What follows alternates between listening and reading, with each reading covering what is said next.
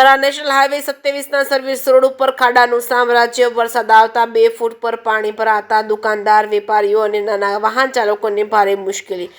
Bike, રિક્ષાઓ જેવા નાના વાહનો પલટી પણ મારી જાય છે।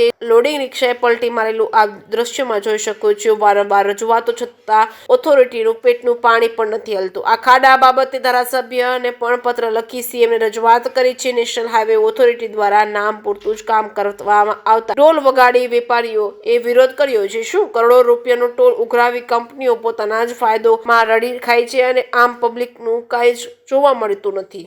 આવા ખાડાઓમાં અકસ્માત થશે અને કોઈની જાનહાનિ થશે તો જવાબદાર કોણ, એ પણ મોટો સવાલ ઉભો થઈ રહ્યો છે। કેસવી ગુજરાતી સાથે જહેરસિંહ વાઘેલા, કાંકરેજ। હાઈવે નંબર 27ના થરા સર્વિસ રોડ ઉપર પાણી ભરેલ છે। 2 ફૂટ પાણી ભરેલ છે। તેમાં મોટા મોટા ખાડા પડી ગયેલ છે।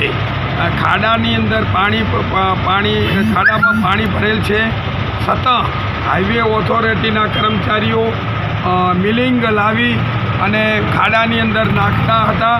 ત્યારે અમે વેપારીઓએ ઢોલ વગાડીને કહેલ કે આવી રીતે ખાડા ન પૂરાય, અને અમે આ લોકોનો વિરોધ કરેલ કે આવી રીતે ખાડા પૂરવાથી ખાડા તો એના જ રહેવાના, લોકો ખાડાની અંદર પડવાના છે। આ ગુજરાતનો વિકાસ છે।